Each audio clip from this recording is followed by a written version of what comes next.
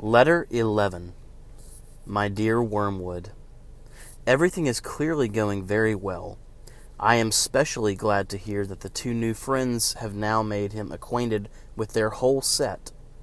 All these, as I find from the record office, are thoroughly reliable people, steady, consistent scoffers and worldlings, who, without any spectacular crimes, are progressing quietly and comfortably toward our Father's house. You speak of their being great laughers. I trust this does not mean that you are under the impression that laughter as such is always in our favor. The point is worth some attention. I divide the causes of human laughter into joy, fun, the joke proper, and flippancy. You will see the first among friends and lovers reunited on the eve of a holiday.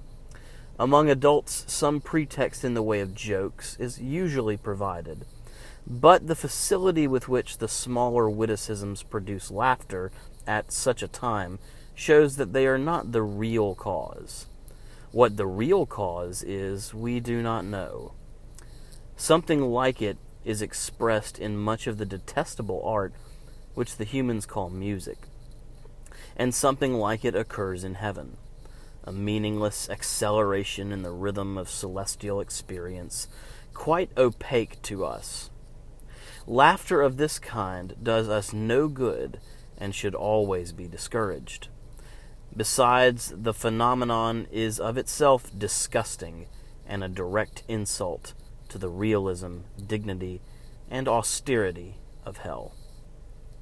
Fun is closely related to joy, a sort of emotional froth arising from the play instinct. It is very little use to us.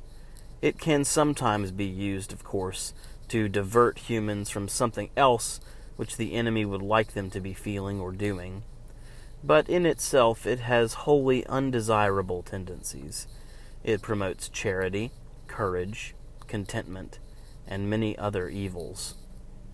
The joke proper, which turns on sudden perception of incongruity, is a much more promising field. I am not thinking primarily of indecent or bawdy humor, which, though much relied upon by second-rate tempters, is often disappointing in its results. The truth is that humans are pretty clearly divided on this matter into two classes. There are some to whom no passion is as serious as lust, and for whom an indecent story ceases to produce lasciviousness precisely in so far as it becomes funny. There are others in whom laughter and lust are excited at the same moment, and by the same things. The first sort joke about sex because it gives rise to many incongruities. The second cultivate incongruities because they afford a pretext for talking about sex. If your man is of the first type, bawdy humor will not help you. I shall never forget the hours which I wasted, hours to me of unbearable tedium, with one of my elderly patients in bars and smoking rooms before I learned this rule. Find out which group the patient belongs to, and see that he does not find out. The real use of jokes or humor is in quite a different direction, and it is specially promising among the English, who take their sense of humor so seriously, that a deficiency in this sense is almost the only deficiency at which they feel shame. Humor is for them the all-consoling and, mark this, the all-excusing grace of life. Hence it is invaluable as a means of destroying shame. If a man simply lets others pay for him, he is mean. If he boasts of it in a jocular manner and twits his fellows with having been scored off, he is no longer mean, but a comical fellow. Mere cowardice is shameful. Cowardice boasted of with humorous exaggeration and grotesque gestures can be passed off as funny. Cruelty is shameful, unless the cruel man can represent it as a practical joke. 1,000 bawdy or even blasphemous jokes do not help towards a man's damnation so much as his discovery that almost anything he wants to do can be done, not only without the disapproval, but with the admiration of his fellows, if only it can get itself treated as a joke. And this temptation can be almost entirely hidden from your patient by that English seriousness about humor.